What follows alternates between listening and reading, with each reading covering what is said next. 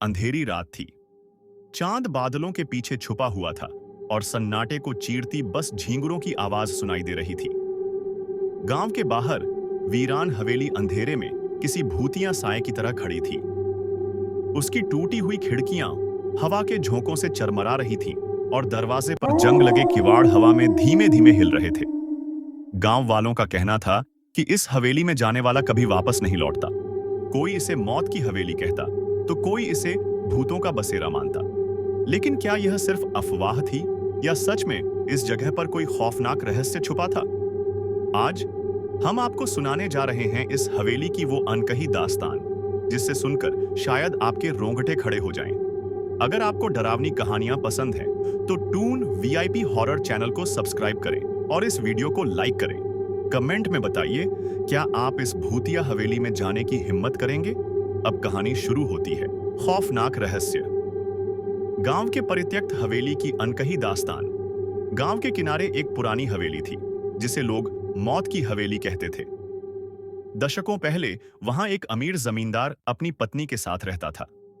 कहते हैं कि जमींदार की पत्नी की मौत संदिग्ध परिस्थितियों में हुई थी और उसी के बाद से हवेली में अजीब घटनाएं होने लगीं। रात में हवेली से किसी के रोने की आवाजें आती, कभी खिड़कियां खुद ब खुद खुलती तो कभी किसी के चलने की आहट सुनाई देती। गांव वालों ने कई बार देखा कि कोई सफेद साड़ी में साया हवेली के बरामदे में टहलता है। जो भी उस हवेली में रात बिताने की कोशिश करता, या तो पागल हो जाता या फिर कभी वापस नहीं लौटता। एक बार कुछ नौजवानों ने इस कहानी की सच्चाई जानने की ठानी। वे कैमरे और टॉर्च लेकर रात के समय हवेली में घुसे। अंदर घुसते ही ठंडी हवा का झोंका उन्हें महसूस हुआ। दीवारों पर खून के धब्बे थे और कहीं से किसी के फुसफुसाने की आवाज आ रही थी। अचानक उनमें से एक लड़के ने चिल्लाना शुरू कर दिया, कोई मेरा गला घोंट रहा है। जैसे ही बाकी दोस्त उसकी ओर दौड़े, उनके कैमरे बंद हो गए और चारों तरफ घना अंधेरा छा गया। सुबह होने पर गांव वालों को हवेली के बाहर सिर्फ उनकी चप्पलें और कैमरे मिले, लेकिन वे लड़के कभी नहीं मिले। कहते हैं, आज भी जो भी हवेली के करीब जाता है, उसे किसी की सिसकियों और पैरों की आहट सुनाई देती है।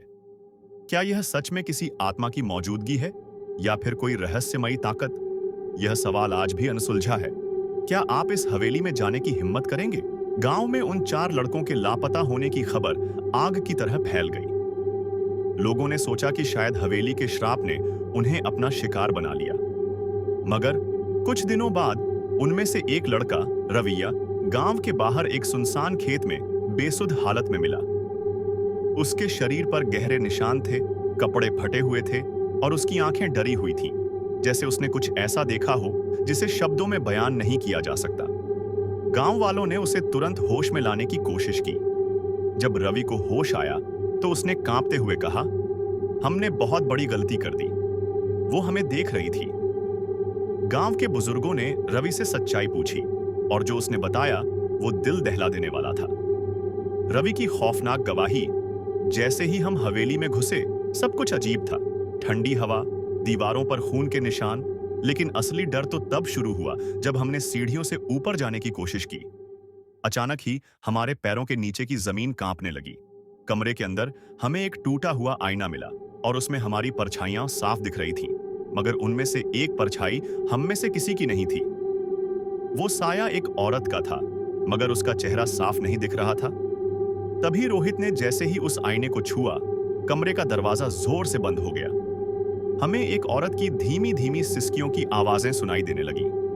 जब हमने टॉर्च का उजाला घुमाया तो सामने एक सफेद साड़ी पहने औरत खड़ी थी, जिसके चेहरे की जगह एक काली गुफा जैसी गहराई थी। हम सब चीखते हुए भागे, मगर हवेली का दरवाजा कहीं गायब हो चुका था। हर दिशा में बस अंधेरा था और हमें ऐसा महसूस हुआ कि कोई हमें चारों तरफ से घेर रहा है।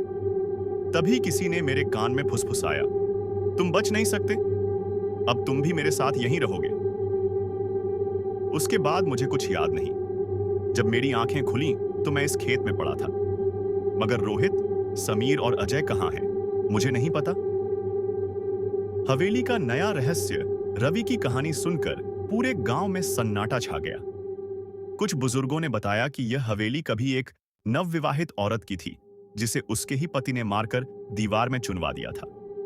उसकी आत्मा आज भी बदला लेने के लिए भटक रही थी। गांव वालों ने फैसला किया कि कोई भी हवेली के पास नहीं जाएगा, मगर फिर भी एक सवाल सबको परेशान कर रहा था। रोहित, समीर और अजय कहाँ हैं? क्या वे जिंदा हैं? या फिर हवेली की काली ताकत ने उन्हें हमेशा के लिए अपनी कैद में ले लिया?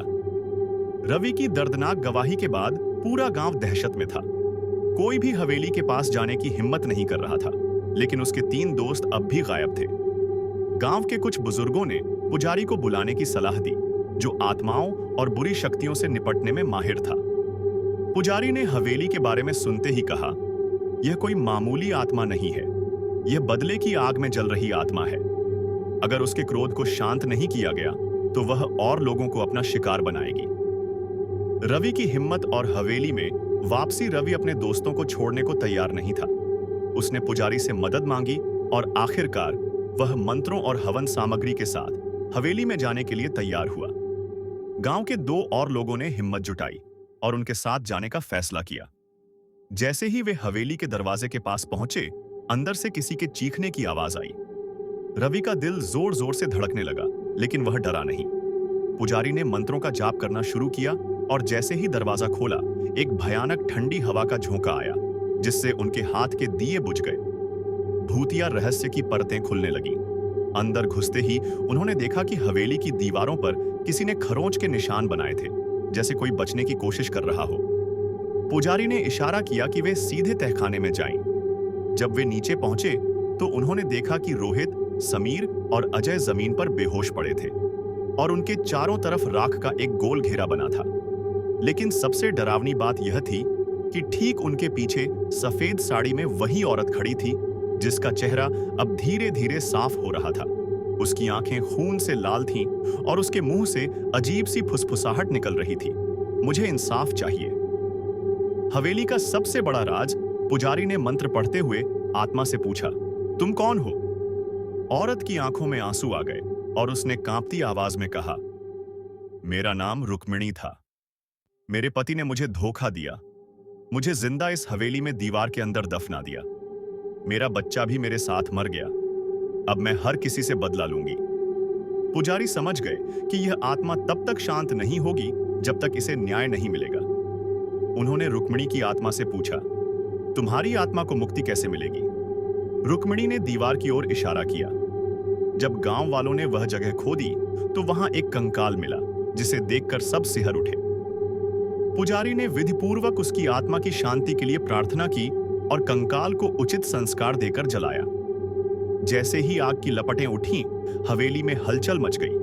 दरवाजे अपने आप खुलने लगे, हवाएं तेज चलने लगीं और फिर अचानक सब कुछ शांत हो गया। रुक्मिणी की आत्मा हल्की मुस्कान के साथ धुएं में बदल गई और हवेली में फैला अंधेरा धीरे धीरे खत्म होने लगा। अंत या नई शुरुआत।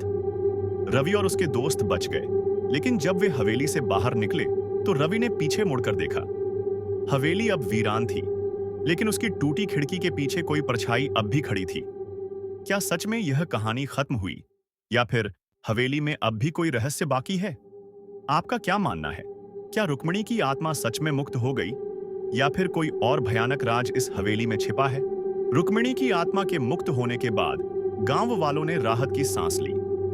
हवेली अब वीरान और शांत दिख रही थी, लेकिन रवि के मन में अब भी अजीब सी बेचैनी थी। कुछ ना कुछ ऐसा था जो अधूरा रह गया था।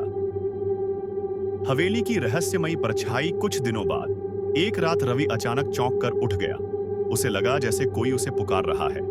खिड़की से बाहर झांका तो देखा, हवेली की टूटी खिड़की में फिर से वही परछाई खड़ी थी, लेकिन यह रुक्मिणी नहीं थी।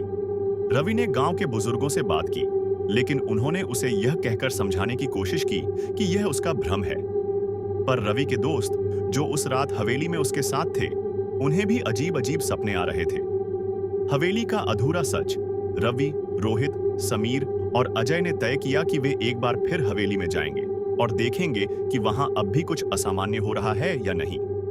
वे कैमरा और कुछ धार्मिक सामग्री लेकर गए। जैसे ही उन्होंने हवेली का दरवाजा खोला, उन्हें अंदर हल्की हल्की रोशनी दिखी। यह कैसे हो सकता था? हवेली में तो कोई रहता नहीं था।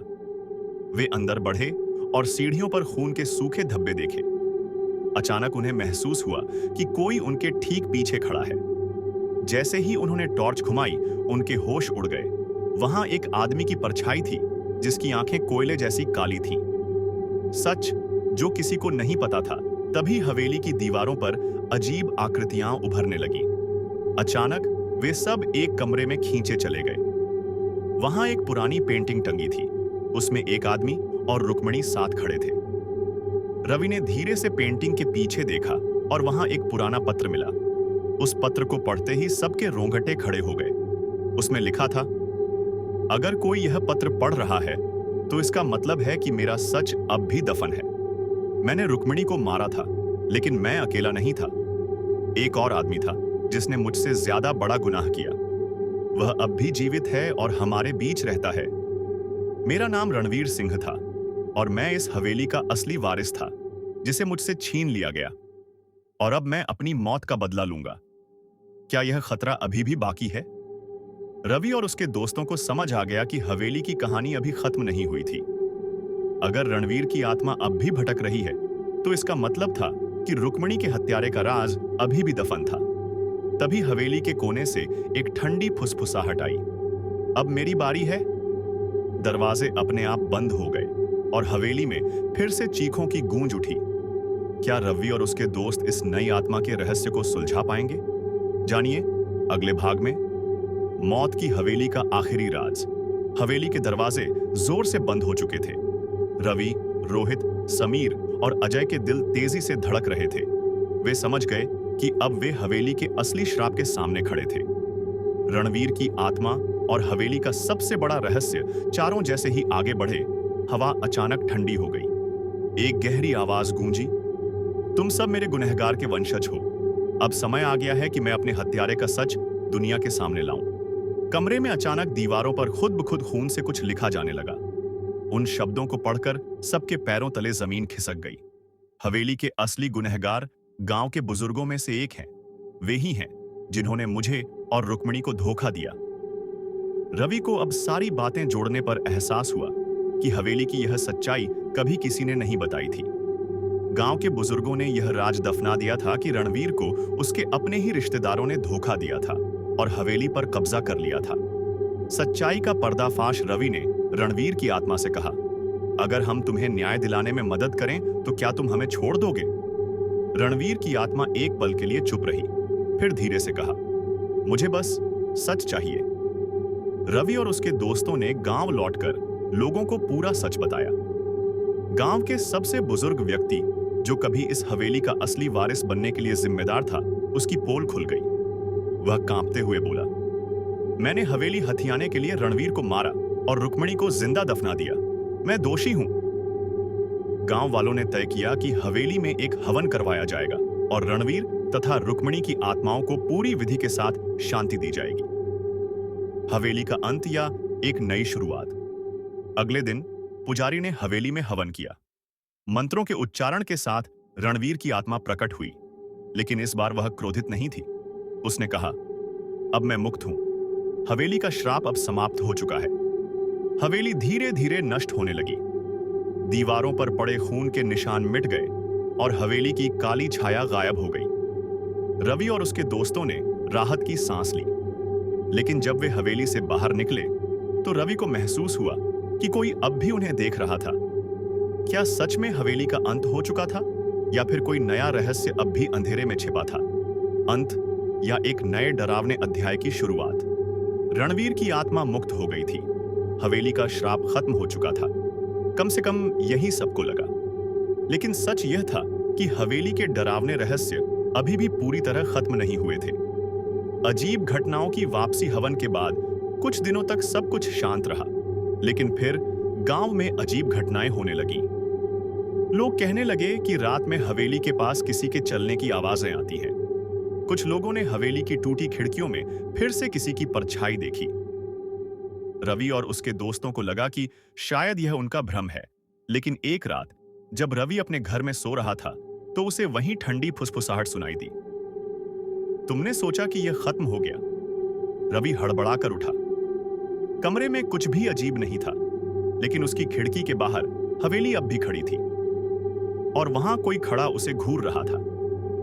हवेली में छुपा अंतिम राज रवि ने अपने दोस्तों को इकट्ठा किया और वे फिर से हवेली में जाने का फैसला किया। इस बार वे पूरी तैयारी के साथ गए, कैमरे, टॉर्च और कुछ धार्मिक सामग्री लेकर। जैसे ही वे हवेली के अंदर पहुंचे, एक अजीब सी दुर्गंध महसूस हुई।